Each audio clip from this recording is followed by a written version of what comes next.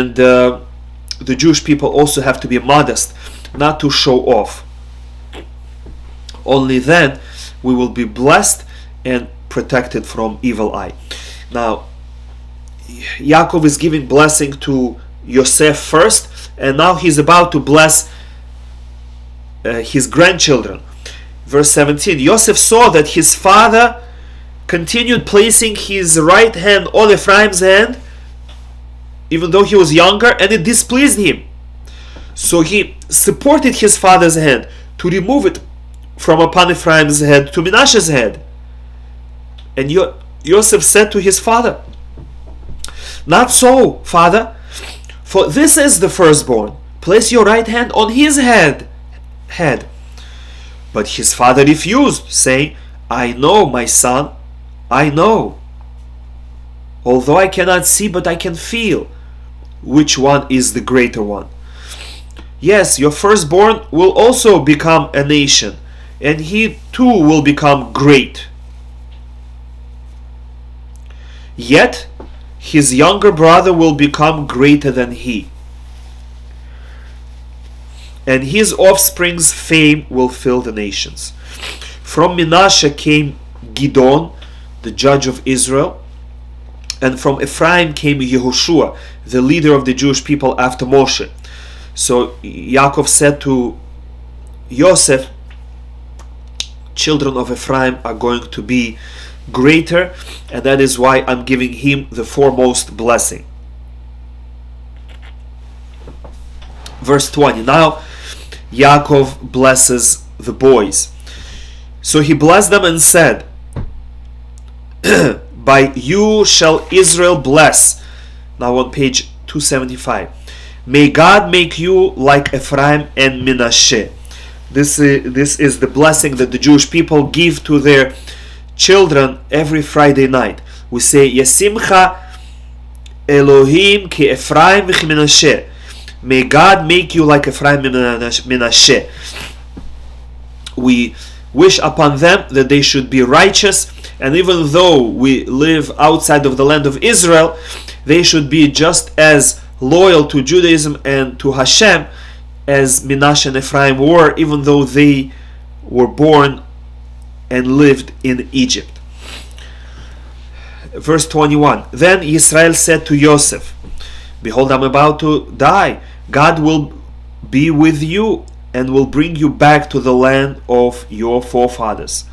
And as for me, I have given you Shechem, the city of Shechem, one portion more than your brothers, which I took from the hand of Amorite with my sword and with my bow." This is the reminding us of the story that when Dinah was abducted by Shechem, the brothers went and killed out all males of Shechem, and then Yaakov and his children had to fight the surrounding nations to protect themselves, and Shechem now belongs to Yaakov, and he's giving it as a gift to Yosef. Now, chapter 49, Yaakov blesses the 12 tribes. Then Yaakov called for his sons and said, "Assemble yourselves, and I will tell you what will befall you in the end of days.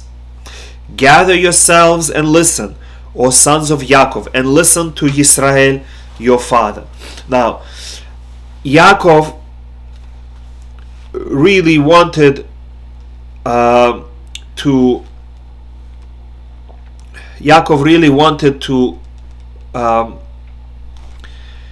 reveal to the Jewish people what will be at the end of time. He said to them, "Assemble yourselves, and I will tell you what will befall you in the end of days." However, Hashem did not allow him. At that moment, Hashem closed the ability for Yaakov to prophesy. And Yaakov understood, God doesn't want me to reveal when Mashiach is going to come. So Yaakov said, "Okay, fine. I will just bless you." And in the blessing of each son, Yaakov hinted to them what their strength and weakness are and what their goal in life is. First, Reuven. Reuven, you are my firstborn, my strength and my initial vigor. You were supposed to be Bechor and receive 2 portions. Foremost in rank, you were supposed to be the Kohen. And foremost in power, you were supposed to be king as well.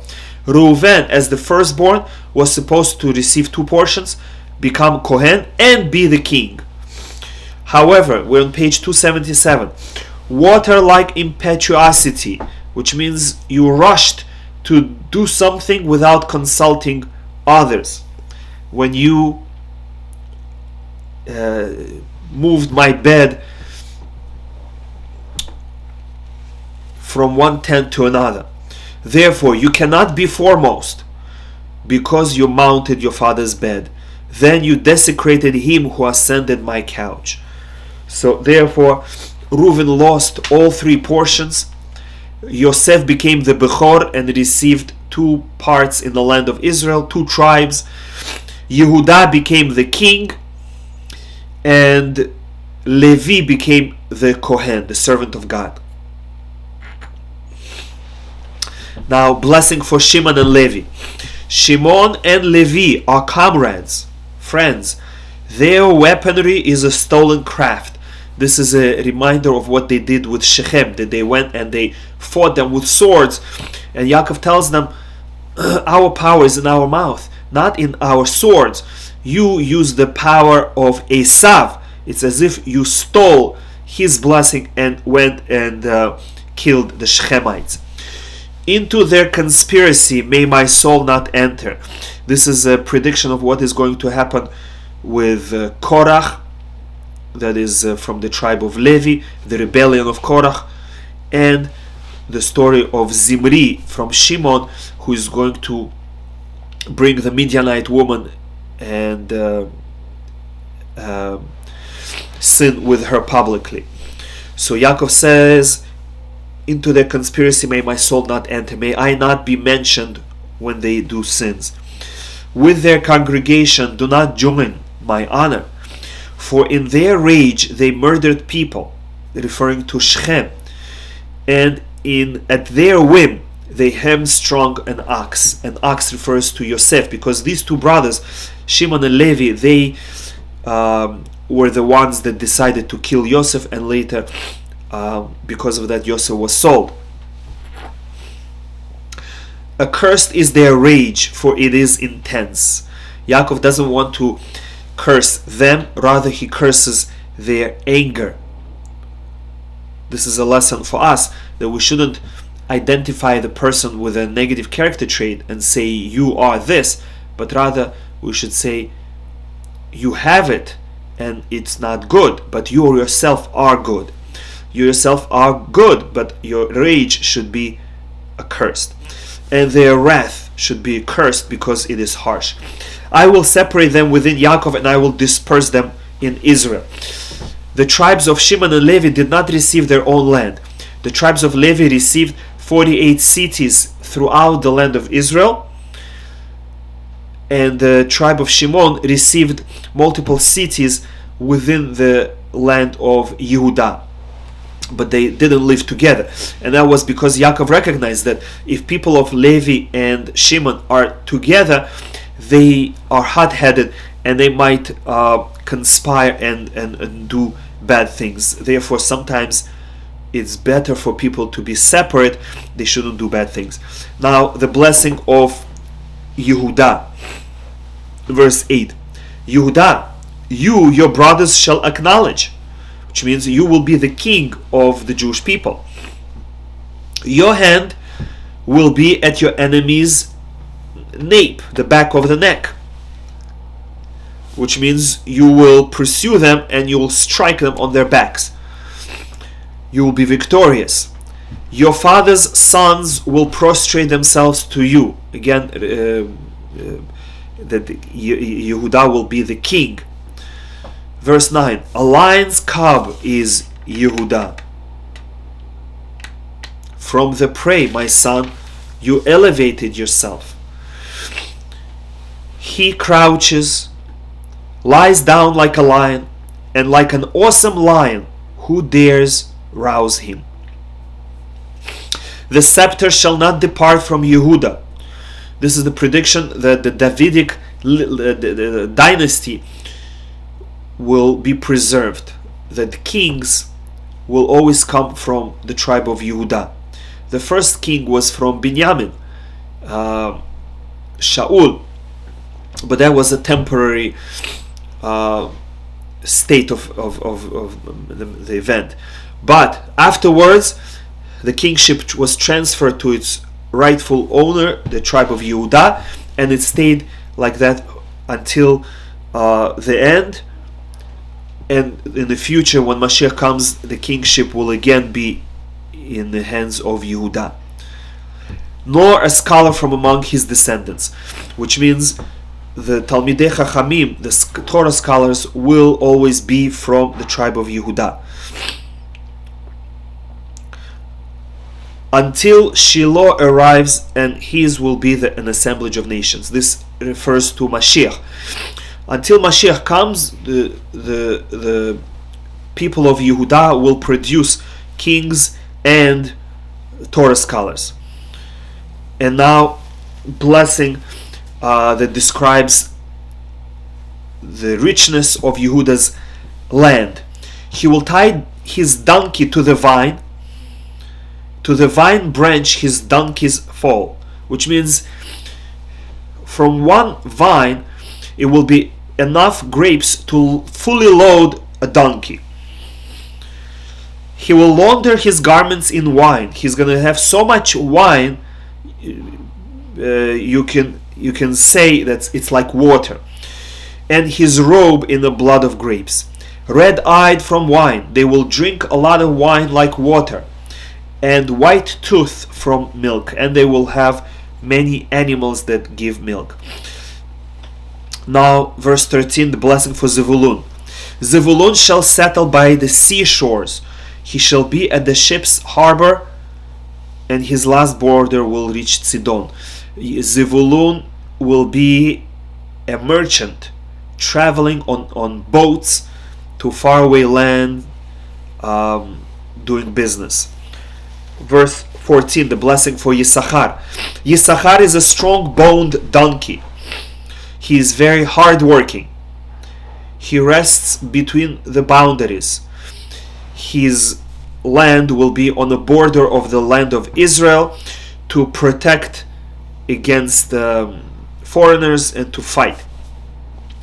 He saw tranquility, that it was good, and the land that it was pleasant, yet he bent his shoulder to bear, and he became an indentured laborer. Even though his land was beautiful and fertile, he could have taken it easily, just work a little bit and enjoy, but he took upon himself more. And our sages say that refers to the yoke of Torah, that the children of Yisachar, they were Torah scholars as well, and they accepted upon themselves the hard work of learning Torah. Verse 16, the blessing for Dan. Dan will avenge his people, and that refers to Shimshon, the judge of the Jewish people, who took revenge against the Plishtim, the Palestinians. The tribes of Israel will be united as one. Dan will be a serpent on the highway, a viper by the path, that bites a horse's heels so its rider falls backward. Again, this refers to Shimshon, just like a snake. It can bite a heel, and then the entire horse and rider structure will collapse. So too, Shimshon, he pressed on the columns of the building, and the entire building collapsed, killing thousands of Philistines. And verse 18 is the prayer that Shimshon uttered to Hashem. For your salvation do I long, O Hashem. He prayed that Hashem should give him strength one more time. Now, verse 19, the blessing of God. God will recruit a regiment and it will retreat on its heel, which means that they will be powerful warriors who will have victory and they will have no casualties. All of them will come back from the front. Verse 20, the blessing for Asher. From Asher, his bread will have richness, and he will provide kingly delicacies. The land of Asher will be very fertile, and he will export his food to other tribes. Verse 21, blessing for Naphtali. Naphtali is a hind, a female deer, let loose, who delivers beautiful sayings. And that refers to a land that produces fruits quickly, quick ripening fruits, as well as that the children of Naphtali will achieve victory over Sisera, the enemy of the Jewish people. Now the blessing for Yosef in verse 22. A charming son is Yosef, a charming son to the eye, or above the eye. Yosef and children of Yosef are not susceptible to Ain Hara. Each of the girls climbed heights to gaze. Now on page 283, prophetically he describes Yosef's life. Verse 23, they embittered him and became antagonists. The arrow-tongued man hated him, but his bow was firmly emplaced and his arms were gilded. From the hands of the mighty power of Yaakov, from God himself, from there he shepherded the stone of Israel. So he describes how Yosef became from the one hated by his brothers into the leader and protector of his brothers. The shepherd who provided the brothers with sustenance for all the years of famine. Verse 25, that was from the God of your father, and he, God, will help you. And with Shaddai, another name for God, and he will bless you with blessings of heaven from above, blessings of the deep crouching below, blessings of the bosom and womb. That Joseph's land will be fertile, and people, men and women of Yosef will be able to have many children. The blessings of your father surpass the blessings of my parents to the endless bounds of the world's hills. Let them be upon Joseph's head and upon the head of the exile from his brothers. Now, verse 27, the blessing for Binyamin. Binyamin is a predatory wolf. The name wolf refers to Beit HaMikdash. That the Mizbeach, the altar of Beit HaMikdash, and the Kodesh HaKodashim, the Holy of Holies, will be built on the territory of Binyamin. In the morning, he will devour prey. That refers to the first king of the Jewish people, Shaul. And in the evening, he will distribute spoils. And that refers to the later part of the Jewish history, Mordechai and Esther, who came from the tribe of Binyamin. So Yaakov finished blessing his children. Verse 28, all these are the tribes of Israel, 12. And this is what their father spoke to them, and he blessed them. He blessed each according to his appropriate blessing. Then he instructed them, and he said to them, I shall be gathered to my people. Page 285. Bury me with my fathers in the cave that is in the field of Ephron the Hittite. Marat HaMachpelah, Hebron. Verse 31. There they buried Abraham and Sarah his wife. There they buried Yitzchak and Rivka his wife.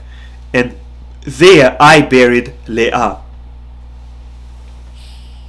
Verse 33. When Yaakov finished instructing his sons, he drew his feet onto the bed, he expired, and was gathered to his people. And now the difficult part of burying Yaakov in the land of Israel has to start. Chapter 50. Then Yosef fell upon his father's face. He wept over him and kissed him. Yosef ordered his servants, the physicians, to embalm his father. So the physicians embalmed Israel. His 40-day term of embalming was completed, for such is the term of the embalmed. And Egypt bewailed him for 70 days. 40 days of embalming, and then an additional 30 days of crying. Why did Yosef have to embalm his father? And that is because Yaakov, being the righteous man, we have a rule that bodies of righteous people do not decompose, do not rot. And Egyptians would be shocked to see that after so many days Yaakov's body is intact, and they would declare him to be God. And in order to protect Yaakov's dignity, Yosef pretended to embalm him, and therefore Egyptians will say, oh, of course he's not rotting because he was embalmed, and they will not realize that it's because of his holiness. Verse 4. When his bewailing period passed, Yosef spoke to Paro's household, saying, if you please. And now you see, Yosef is preparing. He's not speaking to Paro right away, and not only that, he's not even speaking to Paro, he's speaking to his family, because he's too afraid to speak to Paro directly. If I have found favor in your eyes, speak now in the ears of Paro. He is asking Paro's children and his wife and his servants to speak to Paro. He's getting a lot of people on his side. Please tell Paro, my father made me swear, saying, behold, I am about to die. In my grave which I have hewn for myself in the land of Canaan, there you are to bury me. Now I will go, if you please, and bury my father, and then I will return. Don't worry, I'm not leaving you. And Paro finally agreed. Go up and bury your father as he made you swear. Now we describe the burial procession. Verse 7. So Yosef went up to bury his father, and with him went up all of Paro's servants. Page 287. The elders of his household, and all the elders of the land of Egypt, and all of Yosef's household, and his brothers and his father's household. The entire government of Egypt, the whole army, and all the Jewish people went. Verse 9. And he brought up with him both chariots and horsemen, and the camp was very imposing. They came to Goren HaAtad in the land of Israel, and they held a very great and imposing eulogy. And he ordained an additional 7-day mourning period for his father. Now, verse 13. His sons carried him to the land of Canaan, and they buried him in the cave of the Machpelah field. Verse 14. Yosef returned to Egypt. And verse 15. Now the brothers are worried that now that the father is not there, perhaps Yosef will take revenge against them. Yosef's brothers perceived that their father was dead, and they said, perhaps Yosef will nurse hatred against us, and then he will surely repay us all the evil that we did him. So they instructed that Yosef be told, your father gave orders before his death, saying, now on page 289, thus shall you say to Yosef. Now they're lying for the sake of peace. They're telling Yosef that Yaakov gave this message, even though Yaakov never knew that Yosef is upset at his brothers. He didn't know that brothers sold Yosef. Verse 17. Thus shall you say to Yosef, oh please, kindly forgive the spiteful deed of your brothers and their sin, for they have done you evil. So now, please forgive the spiteful deed of the servants of your father's God. And Yosef wept when they spoke to him. his brothers themselves also went and flung themselves before him and said, "We are ready to be your slaves." But Joseph said to them, he reassures them, "Fear not, for am I instead of God? Although you intended me harm, God intended it for good. Because if not for me being in Egypt, the Jewish people may have died, chas v'shalom, in famine." So, verse 21, "So now fear not, I will sustain you and your young ones." Thus he comforted them and spoke to their heart. Verse 22, "Joseph dwelt in Egypt, and he lived for 110 years. Joseph saw 3 generations through Ephraim and Menashe." Now, verse 24, Joseph said to his brothers, "I am about to die." Joseph died the first out of all the brothers. "But God will surely remember you and bring you up out of this land to the land that he swore to Abraham, to Yitzhak, and to Yaakov." Joseph made the brothers and the children of Israel swear, "When God will indeed remember you, you must bring my bones up out of here." And the Jewish people swore, and that's what they did. When they left Egypt, they carried Joseph as well as bones of all other brothers to the land of Israel. Verse 26, Joseph died at the age of 110 years. They embalmed him, and he was placed in a coffin in Egypt. Chazak, chazak, v'nitchazek. This concludes Parshat Vayechi and Sefer Bereshit. Thank you for participating, learning with us. Shabbat Shalom u'mevorach.